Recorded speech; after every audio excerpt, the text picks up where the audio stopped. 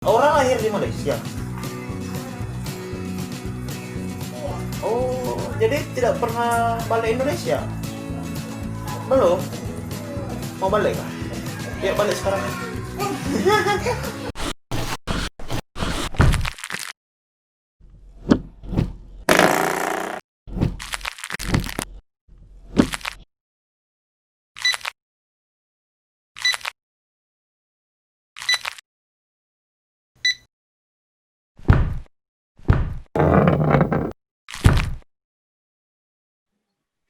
Hai Kak Hendra. Hai, Halo. welcome to Yuhu Project. Jadi, aku tertarik wawancarain atau pengen tahu lebih lanjut tentang kegiatan Kak Hendra selama di Malaysia. Karena aku dengar-dengar kakak di Malaysia ya? Yap, Iya, ini sudah hampir 2 tahun lah ya. hampir 2 tahun. Wow, lumayan lama. Lumayan lama dan Kak Hendra ini sebagai guru di Yap, benar. sebagai guru di Malaysia dan ngajar anak-anak TKI ya, TKI di TKI. Malaysia.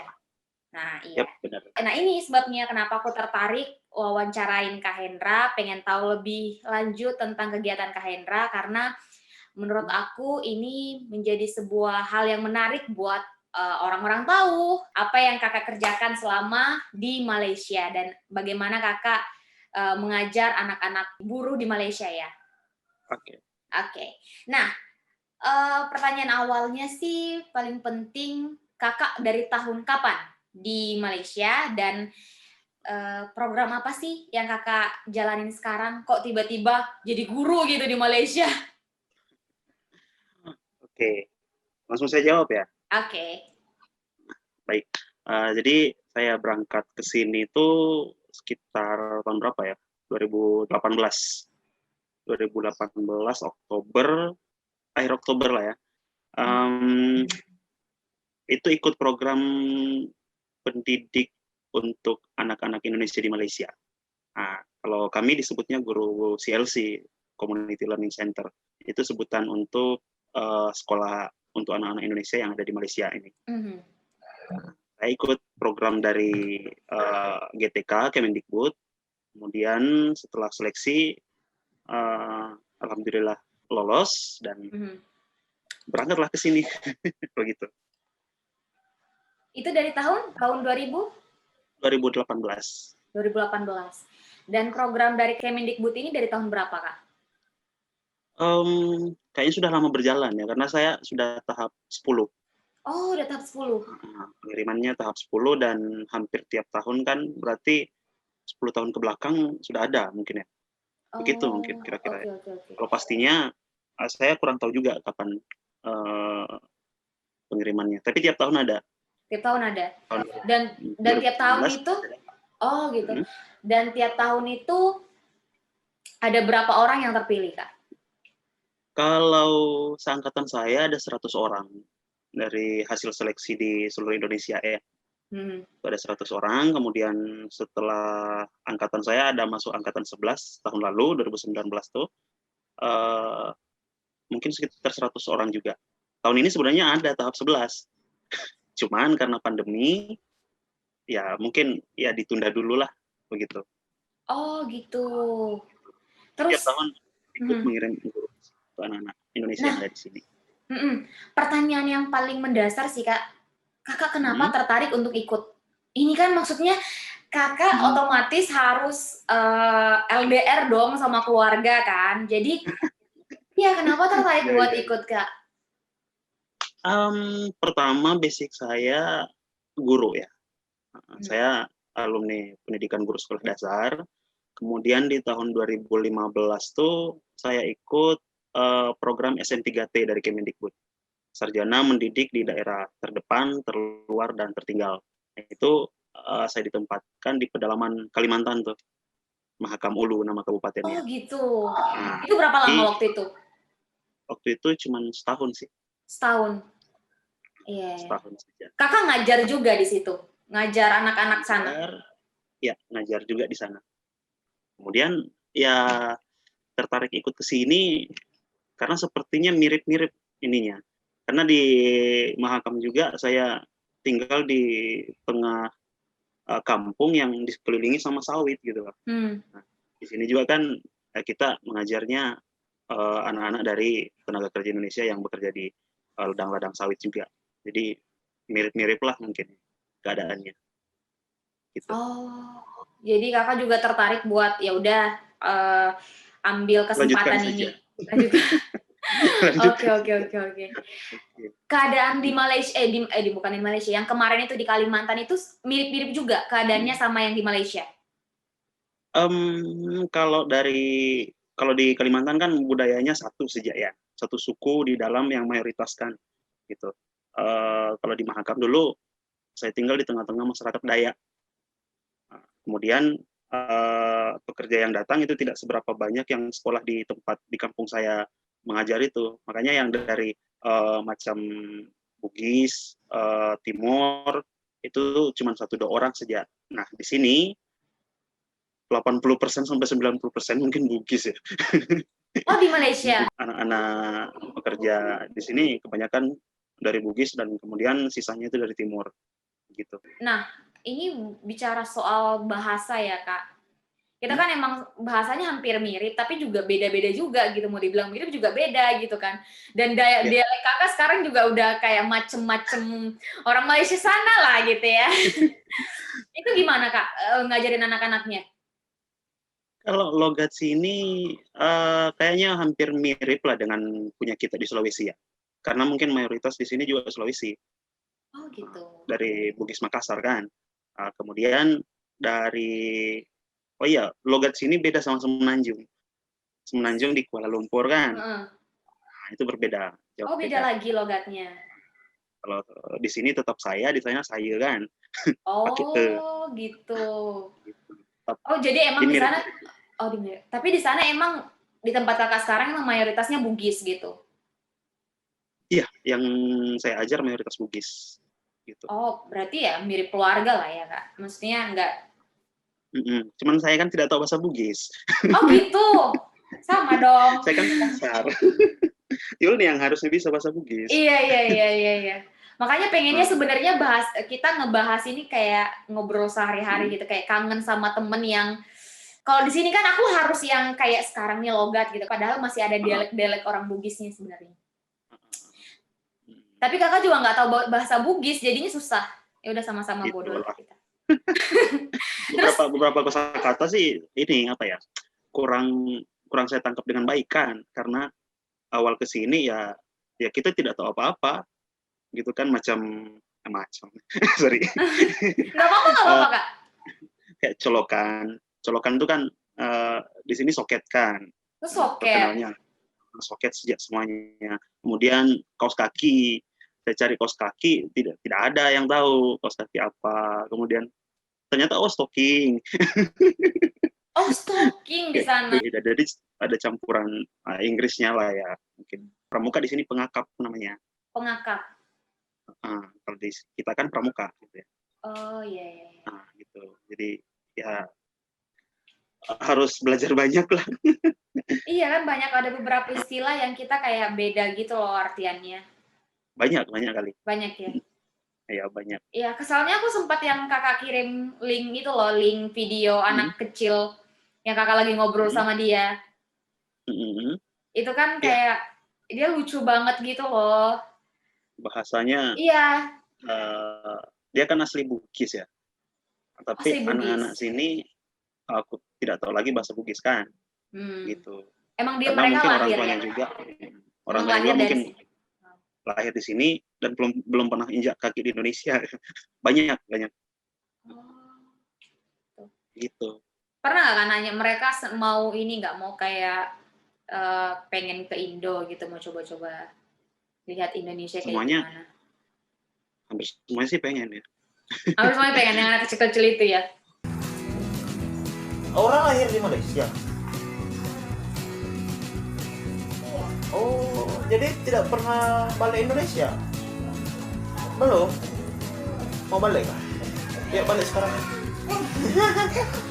Hampir semuanya pengen ya. Makanya sama teman-teman, sama kerjasama sama pihak konsul juga kan.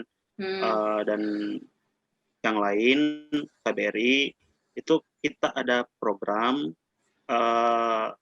memotivasi anak untuk melanjutkan sekolah di Indonesia. Karena kan di sini cuma sampai SMP. Oh, cuma sampai SMP. Oke. SMP saja. Jadi Oh, SMA-nya nanti. Oh, dari SD sampai SMP gitu di situ. Ada Tadika juga. Oh, TK, ada ya. TK. TK. Oke. Kalau di tempat saya ada TK dan SD, SMP. Cuman ya itulah, kita kan jauh ya dari negeri kita sendiri. Kalau di tempat saya cuma 4 orang mengajar. Oh, cuma 4 orang yang mengajar di situ. TK, Oh. SD, SMP ngajar, gurunya cuma 4. Cuman saya yang kiriman dari Kemendikbud kan. Nah, 3 orang tuh guru bantu kami, itu kami disebut guru pamong ya. Itu untuk bantu ngajar kita, itu dari pekerja di ladang yang kira-kira bisa mengajar lah, yang punya ijazah. Gitu. Oh gitu, 3 orang itu berarti kakak cuma satu yang dikirim dari Kemendikbud? Iya, cuma satu. Hampir semua ladang begitu ya, hampir semua sekolah begitu. Paling banyak 2 ya. Di sana ada berapa ladang, Kak? Ada banyak ya. Oh, ada banyak ladang di sana. Oh, jadi maksudnya setiap ladang itu ada 1 orang dari orang-orang. Ada 1 orang. Ya. Oh. Di sini ada sekitar berapa ya? SD itu kami kan sebutnya CLC ya, Community Learning Center. Itu ada 145 kalau tidak salah. CLC gitu. Oh, terus dibagi-bagi memang khusus untuk di Malaysia. Khusus Sabah saja. Sabah. Macam provinsi kan, ya, provinsi kan kalau kita ya. Kalau di sini negeri. Oke. Di sini negeri, kerajaan ya, kerajaan Sabah. Yang yang dikirim itu anak orang-orang yang 145 itu dibagi-bagi lagi. 100 orang itu dibagi-bagi ke 145 CLC itu. Cuman kan sebelum balik ya, sebelum dia dikirim ke sini, memang sudah ada orang di sini kan. Sudah ada guru yang di sini, nah itu yang pelengkap, ditambal begitu. Karena tiap kali ada pengiriman ke sini pasti ada juga yang pulang begitu, selesai kontrak kan. Iya, nah ngomong-ngomong soal kontrak, kakak tuh kontrak berapa tahun? Kontraknya 2 tahun sebenarnya. Di SK awal kan, 2 tahun. Kemudian setelah itu boleh diperpanjang, tapi dilihat kinerja sama mau apa tidak. Gitu. Oh, kira-kira kakak lanjut kontrak atau pulang? Kalau saya lanjut kontrak ini, sedang dalam perpanjangan 1 tahun lagi. Oh gitu. Nah, Oke. Ntar kalau misalnya udah selesai kontraknya nih, kakak balik lagi ke Indo, terus ngajar gimana tuh? Ngajar di mana? Memulai mencari yang baru.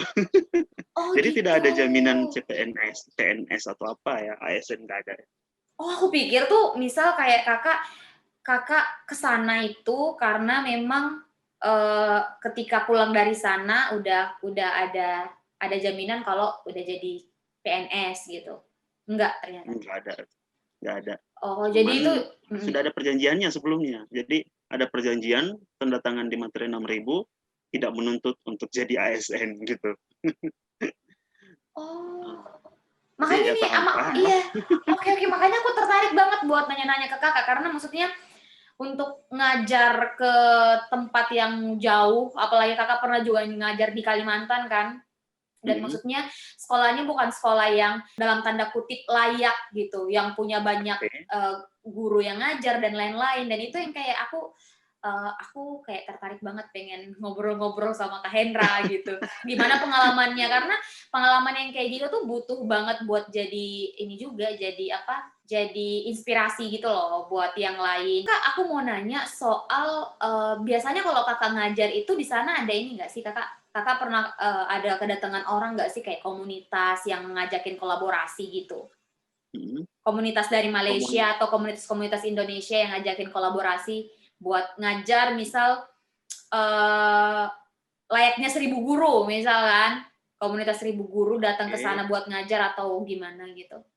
Oke. Jadi kalau yang dari sini, dulu sebelum saya datang katanya di tempat saya, di sekolah saya itu pernah ada yang Kalau di kita KKN, KKN ya. gitu. KKN dari sini kan. Kemudian beberapa CLC, di CLC-nya kawan saya, itu ada komunitas yang masuk ngasih les bahasa Inggris tiap minggu. Ada. Itu Ada. dari kalau di CLC Bambu Kuning namanya ya. Itu dari teman saya diinformasikan bahwa dari komunitas Cina ya, Cina Malaysia, itu yang ngasih pembelajaran untuk les bahasa Inggris itu, gitu. Jadi ada komunitas seperti itu yang masuk.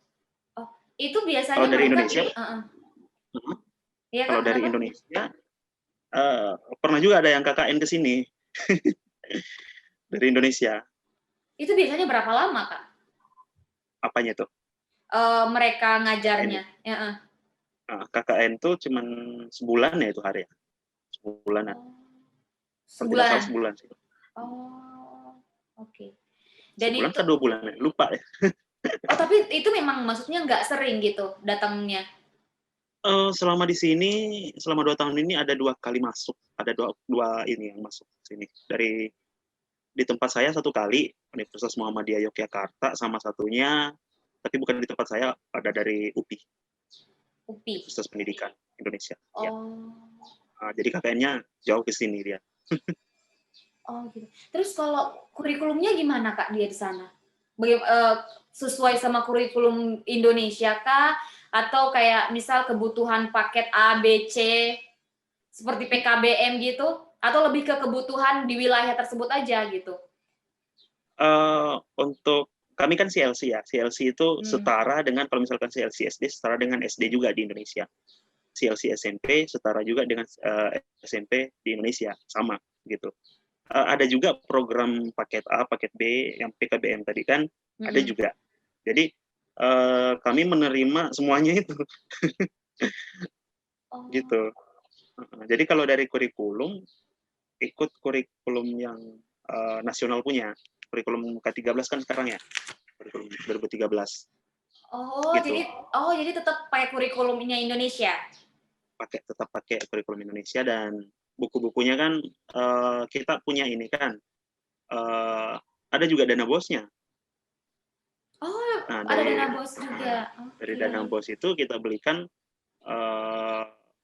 ya perlengkapan-perlengkapan di sekolah, meskipun mungkin ya beda lah dari Indonesia ya, karena di Indonesia kan sudah lama, kemudian alat-alat belajar, media pembelajaran sudah banyak. Kalau di sini ya baru beberapa tahun, kemudian beli buku pun ya sedikit-sedikit begitu. Dan bukunya dari Indonesia juga.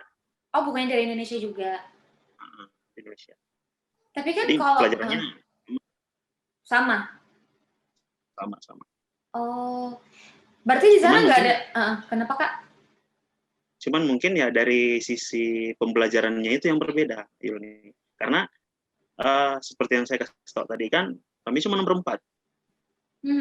Kalau saya kan siswa kami itu sekitar 130-an dari TK, SD, SMP. Nah, untuk menyiasatinya ya kami bagi per kelas gitu. Nah, saya yang notabene-nya dari pendidikan guru sekolah dasar ya, basicnya, fokusnya sekarang ngajar SMP gitu. Oh, jadi harus serba bisa gitu ya? Semua mata pelajaran lagi. Jadi cuman beberapa mata pelajaran misalkan saya bagi ke guru pamong supaya masuk juga ke SMP, lalu saya tukaran sama beliau di kelasnya. Nah, gitu. Jadi untuk cara saya untuk lihat-lihat juga di kelas yang diajarnya. Jadi kalau misalkan ada kekurangan seperti itu, ya ayo kita perbaiki sama-sama, kita diskusikan gitu. Oh. Okay. Terus kalau misalnya di sana anak-anak tuh diwajibin ini nggak sih kayak ikut kegiatan sekolah? Kayak kegiatan sekolah mereka tuh apa aja sih di sana? Di sini ada pramuka juga. Oh, ada pramuka. Keterampilannya yang paling sering tuh tata boga ya. Cuman karena sayanya ya cuma tahu makan kue. Serahkan ke guru pamong saya yang ini, yang memberikan pelajaran itu ke mereka gitu. Ada Tapi mereka kemarin kan kemarin ada saya kirimkan videonya kan yang Jambore anak Indonesia di Malaysia itu. Iya. Ada. Itu satu sabah dikumpulkan di satu tempat dan kita acara seru-seruan lah dalam Jambore itu. Oh, itu tiap tahun diadakan. Setahun berapa kali diadakan itu, Kak? Itu setahun sekali. Setahun sekali, tapi Setahun pasti sekali. selalu setahun sekali, kecuali yang pas pandemi sekarang kan enggak ya? Itu dia. Harusnya andai tidak ada pandemi, mungkin Agustus ini sudah terlaksana. Mungkin Juli juga, ya Juli mungkin ya sudah terlaksana. Cuman kan pandemi, nggak bisa ngapa-ngapain kita. Iya. Terus gimana tuh keadaan di sana, Kak, selama pandemi juga? Mereka tetap masuk atau benar-benar semua diliburin gitu? Di sini kan namanya pembatasan, bukan PSBB ya. Di sini istilahnya PKP ya. Apa istilahnya ya? Lupa kepanjangannya. Semacam lockdown dia juga. Semacam lockdown, tapi untuk yang semacam tempat-tempat belanja yang untuk sehari-hari itu masih buka. Tapi ya tetap jaga jarak. Oh, tapi anak-anak di sana juga nggak masuk jadinya? Awal lockdown di sini itu sama sekali nggak boleh. Makanya pada saat Sabah mulai zona hijau, kami ajukan lagi untuk masuk, tetapi ruangannya itu dicek sama, kalau di sini KKM ya namanya ya, Kementerian Kesehatan Malaysia. Di sana macam dinasnya ya, yang datang ngecek gimana garis-garisnya, pengaturan mejanya, itu dicek semuanya. Perlengkapan cek suhunya, hand sanitizer, kemudian cuci tangan, itu dicek semua supaya SOP-nya terpenuhi baru boleh buka sekolah. Gitu. Dan setelah lolos baru kami buka sekolah kemarin. Tapi 1,5 bulan kami jalan, Tawau, Sabah nih mulai banyak case lagi kan. Gitu. Jadinya balik lagi PKP. Gitu. Yang lagi sekarang. Sudah hampir seminggu ya, Kak? Sudah hampir seminggu. Yang aku tanya berarti anak-anak sana itu nggak sekolah dong sekarang? Maksudnya Kakak juga nggak ngajar mereka? Oke, sekarang sedang sekolah online nih. Sekolah online. Kami sekolah online-nya lewat WhatsApp. Jadi saya jelaskan lewat WhatsApp, saya fotokan materinya, lalu setelah itu saya kasih tugasan. Karena kalau misalkan saya kasih mungkin di aplikasi Google Classroom atau aplikasi yang lain, itu belum semuanya bisa. Tetapi kalau WhatsApp semuanya terjangkau. Gitu. Oh gitu. Jadi terus Kakak misalnya mau kayak koreksi hasil kerjaan mereka tuh gimana? Dia kirimkan saya satu-satu lewat Japri ya, Wapri. WA pribadi. Gitu. Jadi setelah selesai dia foto, baru dikirimkan ke saya, baru saya koreksi, oh ini salah di sini, oh ini keliru di sini, ini benarnya gini. Gitu. Oh jadi sistem belajarnya kayak gitu sekarang di sana? Sistem belajarnya begitu. Pernah juga coba Zoom begini, tapi tidak semuanya bagus jaringan. Iya susah. Sih, benar sih, susah. Iya. Jadi caranya WA ya. Pertanyaan yang paling mendasar sih, Kak, gimana rasanya LDR dari keluarga? Gimana ya? Kalau LDR dari keluarga ya, keluarga bapak ibu ya, itu kan sudah terbiasa saat kuliah kan, kuliah di Makassar sudah terbiasa. Cuman kan kalau di Makassar sebulan sekali saya pasti balik. Kalau di Makassar saya pasti balik ke rumah. Kemudian pada saat di Mahakam itu sekali setahun. Artinya berangkat pulangnya itu pas selesai kontrak gitu. Jadi terbiasa di situ. Sekarang di sini 2 tahun di sini itu 10 bulan saja boleh balik. Kemudian saya kan sudah 2 kali balik ini ya. Tahun lalu bulan 6 sama bulan 12. Balik sini lagi bulan 1. Andai tidak pandemi mungkin saya balik lagi ini baru-baru kan. Artinya apa ya? Terbiasa, sudah sangat terbiasa lah kalau untuk jauh dari orang tua. Tapi kalau dari istri, iya, Kakak kan ini kan ya, ya istilahnya masih baru nikah lah.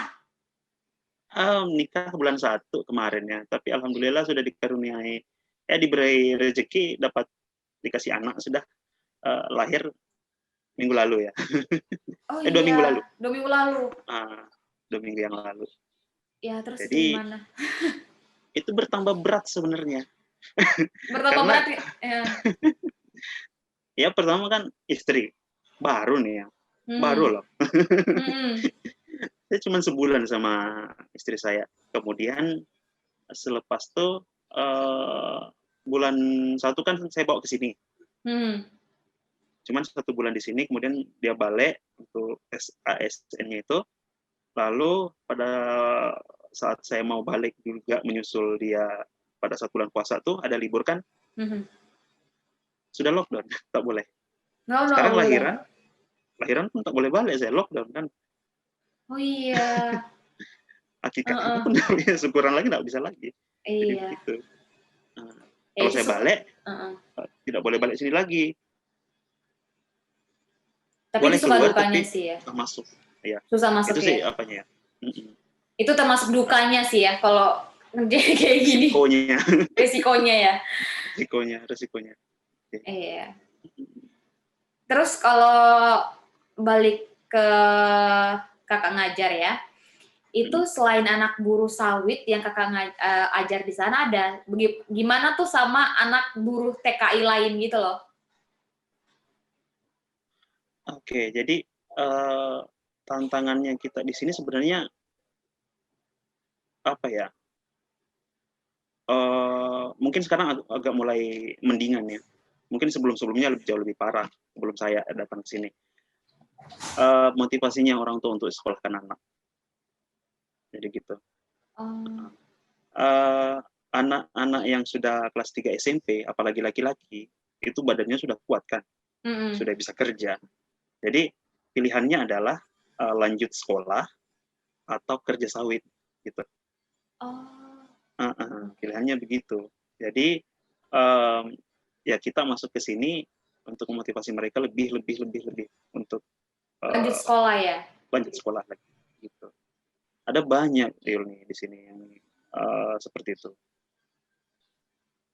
Yang saya alami mungkin, yang saya lihat sekarang mungkin sudah sedikit ya dibandingkan yang sebelum-sebelumnya pada saat CLC ini dirintis gitu. Terus di sana, berarti kebanyakan kalau misalnya anak-anak yang kayak lulus SMP nih, kebanyakan ini kan cowok kan yang kayak gitu kerja di perkebunan sawit. Nah, kalau yang perempuannya gimana tuh? Apakah dia juga lanjut ke SMA atau ya udah selesai SMP udah nganggur atau apa gitu? Nah, itu kembali ke orang tuanya masing-masing. Jadi kalau misalkan ada juga kan untuk pekerjaan yang khusus perempuan, meskipun sebenarnya dilarang untuk mempekerjakan anak di bawah umur kan. Tapi orang tuanya yang mau, gimana? Kan begitu. Makanya kami di sini guru-guru kalau tidak salah angkatan-angkatan beberapa tahun yang lalu itu membentuk yang namanya Sabah Bridge. Sabah Bridge itu untuk tujuannya memulangkan anak-anak Indonesia untuk bersekolah di Indonesia. Nah, itu sudah bekerja sama Sekolah Indonesia Kota Kinabalu, Kementerian Pendidikan dan Kebudayaan, lalu kasihlah beasiswa bagi yang mau. Nah, untuk tahun lalu itu kayaknya sekitar 600-an orang sampai 700 orang ya yang dipulangkan lanjut SMA gitu. Iya, terus mereka tinggal di mana Kak di situ? Nah, itu kita teman-teman kerjasama dengan sekolah-sekolah masing-masing, sekolah mitra namanya. Lalu pembinaannya tetap dibina oleh teman-teman juga, jadi tidak dilepas begitu saja. Jadi tiap-tiap sekolah ada yang bertanggung jawab untuk membina anak-anak di situ, dari guru-guru di sini maupun guru-guru di sana gitu. Nah, itu salah satu caranya untuk memulangkan mereka. Karena beasiswanya ada yang beasiswa full gitu. Ada juga yang beasiswanya dari yayasan yang mungkin berbayar tapi sedikit saja, separuh saja gitu. Ada juga yang mandiri. Jadi kita teman-teman ngasih pilihan untuk itu, teman-teman dari Sabah Bridge gitu. Terus mereka di sana kalau ada nggak yang sampai benar-benar kuliah, terus punya kerjaan yang bagus dan lain-lainnya gitu? Sekarang sudah banyak ya, nih. Jadi Oh, bahkan banyak anak-anak sawit di sini yang boleh dilihat ada di Universitas Negeri Yogyakarta, ada yang di apa lagi ya? Ada yang saya tidak tahu pastinya, tapi sudah banyak yang di UPI, banyak di Universitas Negeri di Indonesia banyak sudah itu. Ada oh, banyak sekali. Iya. Dan ada juga anak sawit yang malah sekarang calon pilot. oh gitu. Wah, keren, keren, Sekarang keren. calon pilot. Program dari pemerintah ini bisa dikatakan berhasil gitu ya untuk Ya, menjangkau anak-anak TKI di Malaysia. betul, betul, betul, betul. Menurut kakak apa yang perlu dibenahi dari program ini gitu? Yang perlu dibenahi mungkin yang kurang banyak gurunya ya. Itu saja. Kalau Gurunya ya, ya. dari segi sarana prasarana ya namanya juga di negeri orang ya. Kemudian fasilitasnya yang dikasih ya ya apa ya semaunya dari ladang ya gitu. Kalau misalkan ladang ngasih sekolah yang dengan bangunan yang bagus, berarti bagus ya CLC-nya. Tapi kalau misalkan ladangnya kecil-kecil dan fasilitasnya yang bisa dibuatkan juga tidak seberapa besarnya, ya ya itu juga yang harus disyukuri juga ya gitu. Nah seperti kalau kami, saya ceritakan dulu keadaannya ya Iya, sebenarnya. ya. Boleh. Mungkin Yulni berpikir bahwa sekolah tuh kayak ya ada sekat-sekatnya, kemudian ada ruangannya masing-masing kelas 1, kelas 2, kelas 3, sampai 9 kelas gitu. Kalau di sini saya cuman sekolah kami cuma punya aula 1. Oh Di gitu. situ menampung 4 kelas sampai selama pandemi ya. Andai tidak pandemi mungkin sampai 6 kelas di situ. Karena kami bagi sip-sipan harinya. Jadi hari ini yang masuk, besok tidak masuk, yang lain lagi masuk, begitu. Nah, kemudian di aula tuh ada 4 kelas sampai 6 kelas ya. Kami juga dibagi rumah 2. Rumah itu kamar-kamarnya jadi kelas gitu. Gitu. Jadi kalau dibilang berbeda dengan kelas yang di sana jelas sangat berbeda. Tapi ada juga ladang yang bahkan membangun bangunan khusus untuk CLC, ada juga tergantung dari besar apa tidaknya ladang itu kan gitu. Oh, oke. Di sana ini Kak, di sana emang cuman ngajarnya anak-anak yang buruh sawit atau gimana? Di sana kan punya banyak buruh dong. Maksudnya anak orang TK-TK di Malaysia. Oke. Jadi di sini ada, oh iya, saya harus cerita nih. CLC itu ada 2.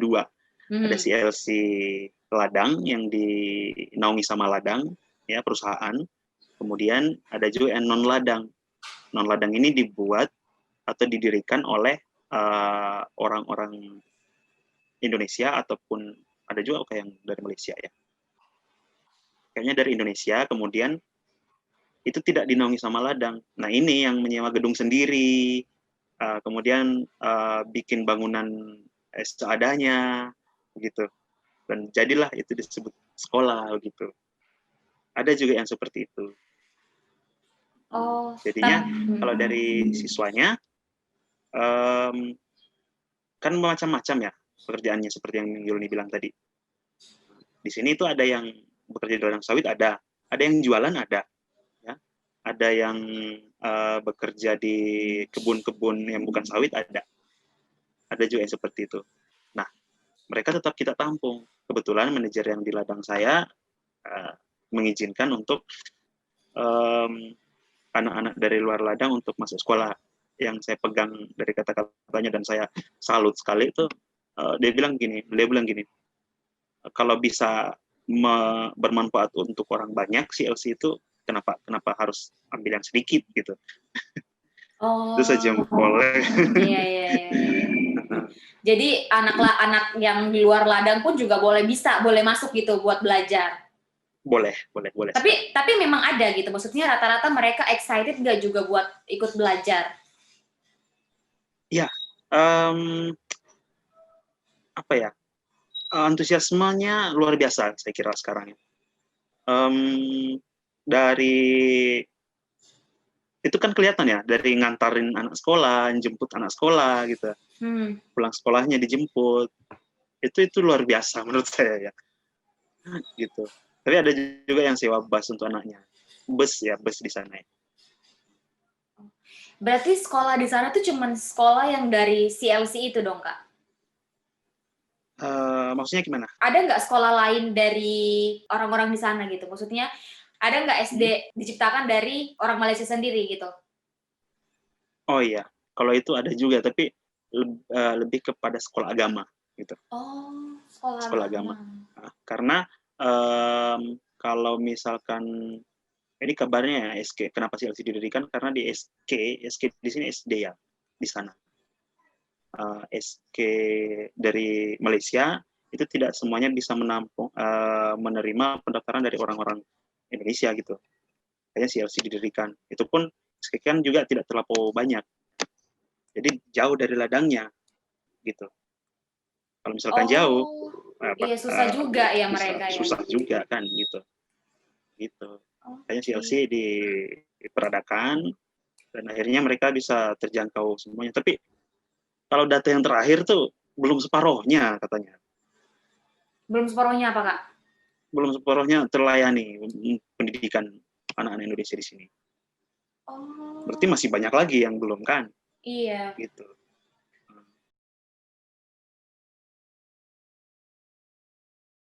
Hai, bisa punya banyak manfaat dan juga bisa memberikan motivasi kepada teman-teman di Who Project. Dan jangan lupa subscribe, like, komen, dan share. Bye-bye.